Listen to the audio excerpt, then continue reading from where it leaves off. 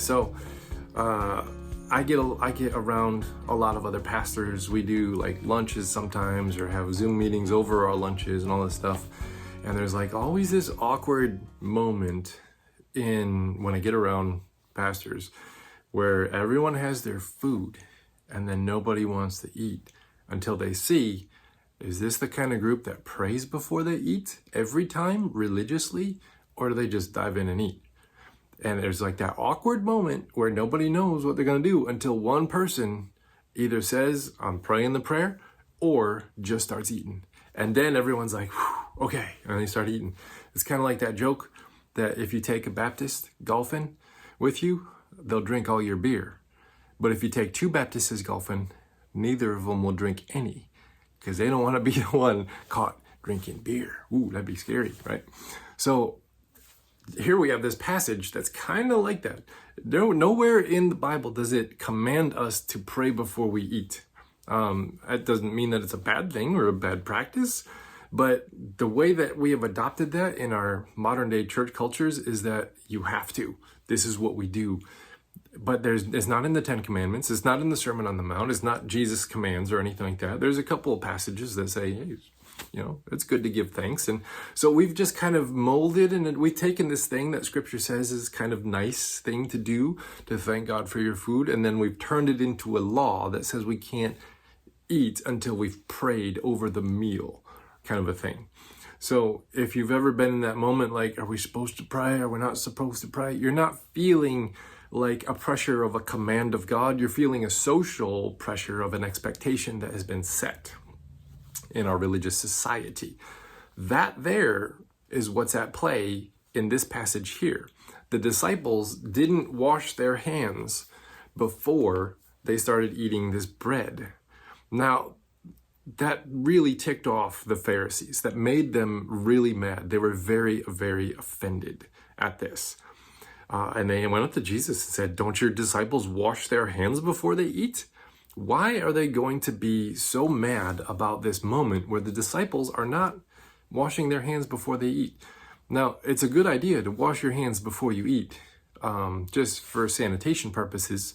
You don't want to get any dirt or bacteria down in there. That wouldn't be a good idea. But there is no Jewish law that says you have to wash your hands before you eat. It's not in the Torah. It's not in the law. It's not in the Old Testament.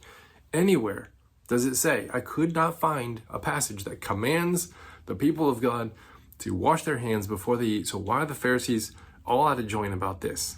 Well, you see, there is 613 laws in the book of Leviticus. They knew that there's no way to keep them all, because in breaking one of the laws, or in keeping one of the laws, you're going to break 4. So this is that whole passage of the, which is the most important law. That's why they asked that question, because they knew that they had to rank the laws that God gave them by how important they were. And everyone agreed on the top one. The first one was love the Lord your God with all your heart, soul, and mind. They prayed that multiple times a day. It was called the Shema. And they were supposed to pray that multiple times a day. Love the Lord your God with all your heart, soul, and mind, and strength. Hear, O Israel, the Lord your God, the Lord is one. That's how it opens up. And then it says, love the Lord your God. That was their prayer that they prayed daily, a couple times a day, the Shema. Everyone agreed that that was the most important command. And then they're like, well, what's the second and most important command? There were 2 schools of thought in this day. And these 2 schools of thought were divided up into 2 rabbis that were they were like the mega church pastors of the day. Like, they were the ones who wrote the laws and trained the people. And like, there was 2 schools of thought. There was Rabbi Hillel, who emphasized love and compassion and human need is the most important commands. They're going to be the second most important commands. And then Rabbi Shammai, he was kind of the more fundamentalist, literal interpreter of the law. And we got to keep all the purity codes. Those are the most important. So the Hebrew people and even rabbis divided into 2 different groups. The people who thought that loving your neighbor was more important than the purity codes of, wash your hands before you eat kind of things. And then the ones who thought the purity was more important than loving your neighbor. The passage of the Good Samaritan highlights these two schools of thought. And Jesus says, I actually side with Hillel on this one. Because they asked him, what's the most important command? What's the second most important command? Jesus says, love your neighbor. And then the guy's like, well, who's my neighbor? And he tells him the passage of the Good Samaritan. Now, this priest who steps over the body of the beaten up Israelite man on the ground is obeying Hebrew law that says you cannot touch a dead or dying thing without becoming unclean. Now, he's on his way to church. He's going to go do his temple duties. If he touches this man, he's defiled and can't do those things. So he keeps the law, according to Shammai.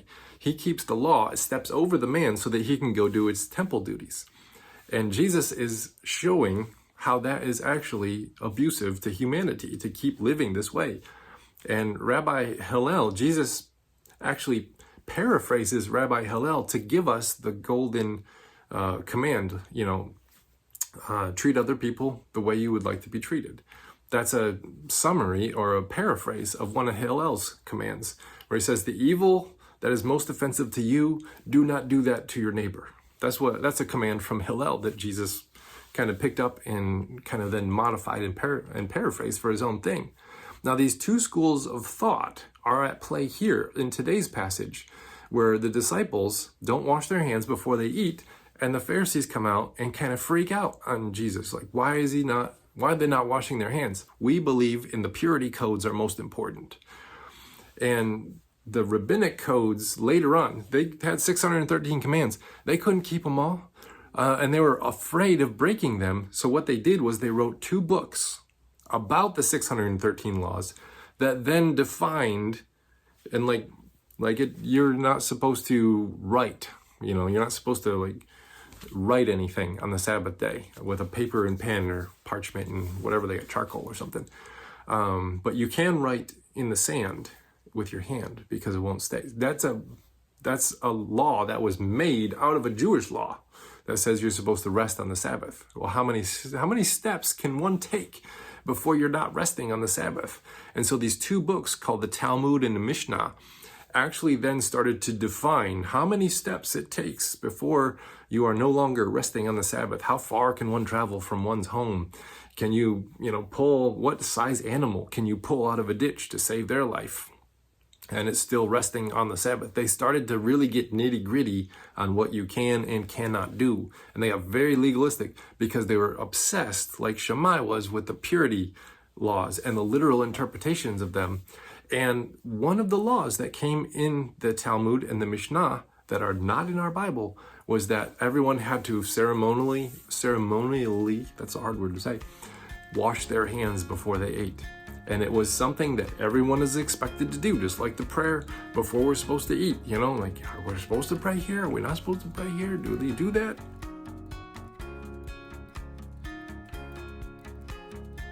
This, when the disciples didn't do this, and there's a passage in the Old Testament where David, he's running from his enemies and he's starving and he doesn't wash his hands and he gets some wheat and he starts eating this bread, and God didn't strike the man down. So Jesus is kind of pulling from these understandings, and Jesus then turns the tables on them and pulls out some Hillel on them. They're in all of the Shammai camp of no, it's about literal interpretation and purity codes. They're like the Baptists of the day. And Jesus pulls out and he's like, well, you guys don't care for your elderly parents, so you're actually in violation of the law. Now, what was going on here? This is a brilliant move by Jesus. There was an actual law in the Torah that said to honor your father and your mother. It's in the 10 Commandments, so it's kind of that's the top 10, they're the important ones. And the Pharisees gave all of their extra money to the temple, so that they could remain in good standing with the temple, and they gave all their money to the temple, and they didn't take care of their aging elderly parents. They did not respect their mother and their father as the Torah actually commanded.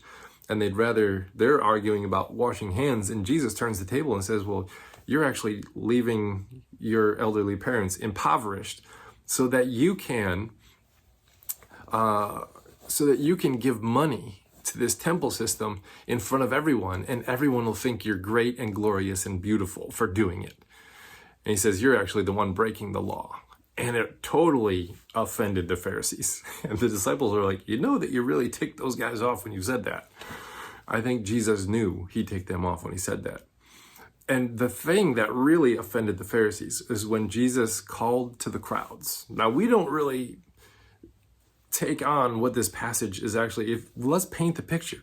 Jesus is having a conversation between him and some Pharisees, and there's crowds around him.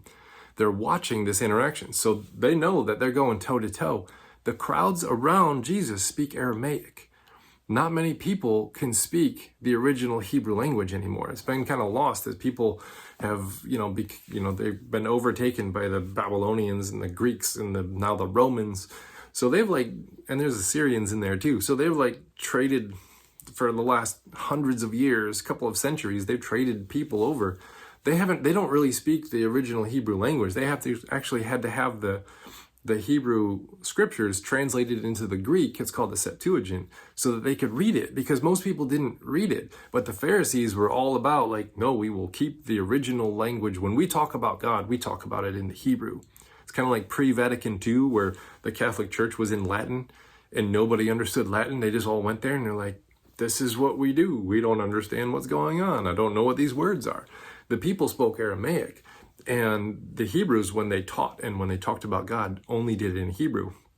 And a lot of people didn't understand what was going on. So they see that Jesus is arguing with the Pharisees in Hebrew because they're talking about God. They're going to do it in Hebrew. They can't understand what's going on. So Jesus then turns to the crowd and lets them in on what these Pharisees are doing and saying. So he calls to the crowd. That means he spoke in Aramaic. He left the high holy language of Hebrew to speak in the common tongue to the common people about God. And that offended the Pharisees a lot. So the Pharisees preferred to talk into that Hebrew language. But the common person, they're just like Aramaic. And there's that disconnect, and they don't know what's going on. But when Jesus speaks to the crowd in their own language, it disgraced the Pharisees in front of the whole crowds. And everyone then fell in love with Jesus at this moment, because he's taking this stuff that we had no access to. He's putting it in our laps so that we can understand it and we can do something with it. He's making God accessible to us. And that was boom, mind-blowing moment for these people. And totally, the religious people of the day were the most offended by God's holiness. That's the point of this parable. The religious people of the day were most offended by what God's holiness looked like, because it didn't look like God holding up all the purity codes. It looked like loving your neighbor. And that was most offensive to the Pharisees, because they're in the other passage. And then Jesus says that these are the weeds that will be uprooted by my Father. Remember that passage of the weeds and the tares that we did a couple weeks ago? Now Jesus calls the Pharisees here. He's calling back to Matthew 13 moment. These are the people that are going to be uprooted when God's judgment falls. And that was a whole narrative thing about they're going to cling to the temple system and the oppressive system that it is, and the people are going to want to defend it with violence, and then Rome's going to come down and crush you and everything will be destroyed. And that will feel like this judgment from the prophets in the Old Testament. So it's the same language. So these people are utterly offended by that. And Jesus calls them blind guides that lead the blind leading the blind into a ditch. Now, this is not to make light of people who have visual disabilities, but it's more of a spiritual euphemism that it says that it's an inability to see, to perceive what God is actually up to. Folks who are not awake, folks who are not aware, and folks who are leading people in the nitty-gritty purity codes of their day and teaching you to obey all the rules for all these reasons. It has nothing to do with God, and it has everything to do with maintaining your own ego and how good you can be and how amazing you look to other people. And that there was the most offensive thing that Jesus said to these Pharisees. And then says that they're blind guides leading the blind, and they're both going to fall into a ditch.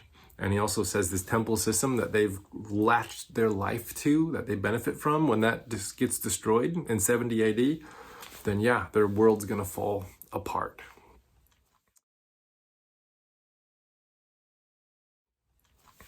Now, what is interesting here is that the disciples are defiling themselves. And the word defiled it's not necessarily to take something holy and do something absolutely horrible with it. The word defiled actually means to make common something set aside for a religious purpose. So you can imagine, like, if somebody went into the temple and they saw a spatula and then they went home and scrambled eggs with it, they've defiled the spatula. I don't think they had an egg scrambling spatula in the temple, but you get what I'm saying here. They made common something that was set aside for a religious purpose. It's not the spatula itself that's holy, but the action it is intended for. So hand washing, Jesus is saying, is useless if your heart is corrupted by greed for power and control. Washing your hands ain't going to clean your heart, is what he's saying. Your heart was made for something holy, for something for God. And these guys are making it common by tying the heart to all these rules and regulations that they got to keep because Rabbi Shammai said that. Rabbi Hillel is saying, no, it's all about loving your neighbor and compassion and empathy. And Jesus sides with Hillel on this issue. Now, eating with unwashed hands is not going to defile you before God. That's what Jesus says to the Pharisees. But if you don't take care of your parents in their elderly age, that could defile you before God because, as Hillel said, it's about compassion and empathy and loving your neighbor, not just fulfilling the religious codes and demands. So Jesus then takes something holy, the Hebrew language, and talking about God, and he makes it common by speaking Aramaic to the crowds.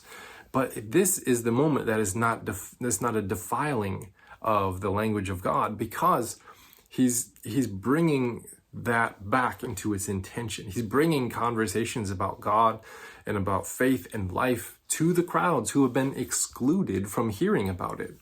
So Jesus defiles, quotes, these are air quotes, Jesus defiles holy conversation by using Aramaic instead of Hebrew.